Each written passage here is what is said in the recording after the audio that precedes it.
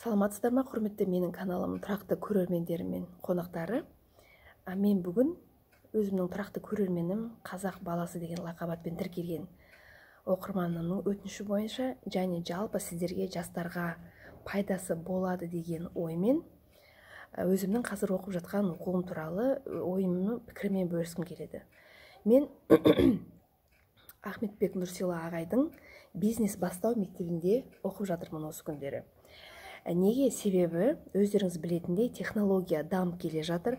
Оның үстінде қазіргі болып жатқан карантин офлайн, жаңа интернеттің сыртындағы, интернеттен тыс бизнестен гөрі интернет арқылы жүргізілетін бизнестің анағұрлым тиімді, анағұрлым пайдалы екенін бізге дәлелдеп берді. Яғни бұл дегеніміз не? Бұл дегеніміз, егер сіздің интернеттен тыс бизнесіңіз болса, сіз оны интернет арқылы жүргізе аласыз деген сөз. Бұл бірінші жолы. Онлайн кәсіпкер болудың бұл бірінші жолы. Мысалы үшін сіз қазір құрылыста жұмыс істейтін болсаңыз, менің қазақ баласы деген оқырманым сияқты, яғни сіздің құрылыс саласында тәжірибеңіз көп деген сөз. Сіз оны қалай интернетке кіргізе аласыз? Қалай сіз оны интернет арқылы жүргізе аласыз? Сіз Инстаграм парағын ашып, мысалы үшін ремонт жасайтын суреттердің салып, және оның да басқа да құралдары бар, соларды осы бизнес бастау мектебінде оларды үйретеді. Соларды пайдаланып, интернет арқылы клиент жинап, интернет арқылы бизнесіңізді қиналмай-ақ жүргізуге болады. Мысалы үшін ремонтқа дейінгі бөлменің немесе үйдің суретін салып, сосын ремонттан кейінгі суретті салуға болады. Немесе әртүрлі құрылыс материалдарын интернет арқылы сатуға болады. Оларды қалай істейсіз, қандай құралды пайдаланасыз нақты, соның бәрін осы бизнес бастау мектебінде үйретеді. Қазір онлайн бизнеске үйрететін қазақ тілді мектептер өте аз, саусақпен санарлық.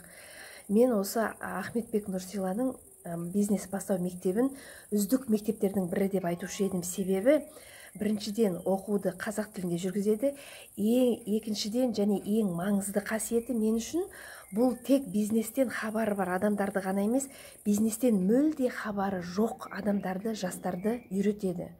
Ахметбек ағайдың айтуы бойынша 7 кластық біліміңіз болса жеткілікті. Тек қана еңбексүйгіштік, табандылық сіздің бойыңыздан табылса, онда міндетті түрде сіз жаңағы сәтті онлайн бизнеспен болып шығасыз. Басқа бизнесмендер, мысалы үшін біз сияқты бизнестен хабары жоқ адамдармен олардың айналысқысы келмейді.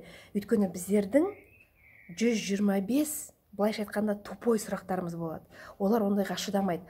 Ал Ахметбек ағай және оның командасы біздің осы сұрақтарымыздың бәріне өтір нүктесіне дейін, бүге шегесіне дейін түсіндіріп, өте жақсы сапалы білім беріп жатыр. Мен оны өз көзіммен қазір көріп жүрмін, өзімнің оған көзім жетіп жүр. Және бұл кісінің командасында 19-20 жастағы жастар просто диванның үстінде отырып-ақ айына 150 мың, 200 мың ақша тауып жүр. Ешқандай жандарын қиналмай, жер қопарып, жер қазып тау қопармай-ақ, осы міне қолдарындағы смартфонның көмегімен ғана айына 150 мың, 200 мың теңге ақша тауып жүр. Қалай? Олар интернеттің сыртындағы өнеркәсіп иелерін интернетке әкеліп, соларға интернеттен, Инстаграмнан парақ ашып беріп, оларға пост жазып беріп, сосын жаңағы таргет реклама деген бар ғой, сіздер Инстаграмда қарап отырсаңыз, массаж жасаймын, немесе ағылшын тілін үйретемін, бәленбайды 990 теңгеге үйрен деген рекламалар шығып тұрады ғой. Сол рекламаны жасау арқылы үйден шықпай-ақ, жандары қиналмай-ақ ақша тауып отыр. Сондықтан да бұл біздің жастарымызға ойланатын мәселе. Интернет арқылы ақша табу дегеніміз осы. Және болашақта технология дами береді. Карантиннің қашан бітетіні әлі белгісіз. Сондықтан да осы бизнесті интернет арқылы үйреніп алу бәрімізге өте керек дағды, өте керек білім. Тағы да не айтайын? Жаңағы қазақ баласының қойған сұрағы бойынша қандай құралдар дейді. Интернетте бизнесті жүргізудің әртүрлі құралдары бар. Оның біріншісі жаңа Instagram парақшасын ашып беру, оны әрлеу дедік. Оны әрлеудің қандай жолдары бар, қандай материалды неден алу керек, оны қалай істеу керек, соның бәрін осы бизнес бастауда үйретеді. Және ешкім бас тарта алмайтын ұсыныс, оффер жазу, яғни пост жазу. Постыңыз сіздің құрғақ, жаңағы официальный сөздермен тартымсыз емес, оны қалай тартымды қылып, әдемі қылып жазуға болады.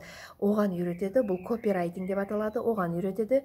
Сосын сату өнері деген бар. Адамдармен сөйлесе білу.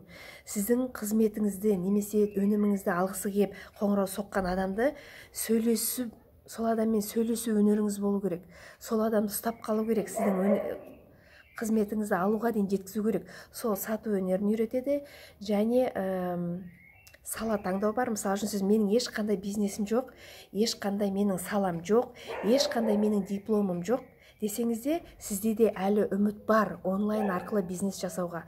Сондай сала таңдап сізге үйретеді. Бұларда соншама саланың тізімі бар. Және бизнес бастаудағы сала таңдау командасы әр саланы жіті зерттеген. Қандай салаға барсаңыз, сіз сәтті бизнесмен болып кетесіз, ал қандай салаға бармай қойғаныңыз дұрыс. Өйткені ол салада, достаточно адам бар, немесе бұл саланың болашағы жоқ деген сияқты өте жан-жақты терең сараптама жасалған, олар сіздерге көмектеседі. Қандай саланы таңдап алып, сол саланы дамытуға сізге көмегін береді. Және таргет реклама жасау. Таргет реклама деген, өзіңіз жаңа айтып кеткенде, Инстаграмда шығып тұрған реклама. Бұл высшая математика емес, ол соншама қиын емес. Әрине, кішкене еңбектену керек, кішкене табандылық болу керек. Сонда сіз бәрін жеңіп, онлайн бизнесмен бола аласыз. Оны да бүге шігесінен қалмай үйретеді. Ал онлайн бизнесмен болу дегеніңіз бұл еркіндік. Сіз өзіңізге өзіңіз жалшы болып, ешкімге тәуелсіз болмай, өз ақшаңызды өзіңіз табасыз. Бар жағы қолыңызда бір смартфоныңыз немесе лаптоп, ноутбугыңыз болса болды. Сіз әлемнің кез келген жеріне саяхаттап, кез келген елінен, кез келген қаласынан сол лаптопыңызбен ақ отырып, телефоныңызбен отырып ақ жұмыс жасап, карточкаңызға ақша тамшылап түсе береді. Бұл ертеге емес, бұл қиял ғажайып емес, бұл реальный нәрсе. Кеше бізді таргетологқа үйреткен Нұрбек деген таргетолог маман айтқандай, Россияда 18-19 жастағы балалар осы Балиға көшіп кеткен, Сингапурда тұрады, жаңағы әртүрлі курортный әдемі елдерде тұрады, қолдарындағы бір смартфондармен, бір лаптоптармен жұртқа таргет реклама жасап беру арқылы, жұртты қалай таргет реклама жасауға үйрету арқылы, өздерінің сол әлемнің түкпір-түкпіріне қыдырып, комфортный, яғни ыңғайлы, өздеріне жеткілікті өмір сүруге жететін ақшаларын тауып, еркін өмір сүріп жүр. Егер олай істей алса, бізде, сізде солай істей аламыз деген сөз. Адам жасағанда адам жасайды. Сонымен әзірше бизнес бастау дегеніміз не, онлайн бизнес дегеніміз не деген тақырыпқа кіріспе ақпарат осымен тамам. Әлі де білгілеріңіз келсе, сұрақтарыңызды жазыңыздар. Мен қолымнан келгенше сіздерге толығырақ ақпарат беруге тырысамын. Сонымен келесі кездескенше аман сау болыңыздар.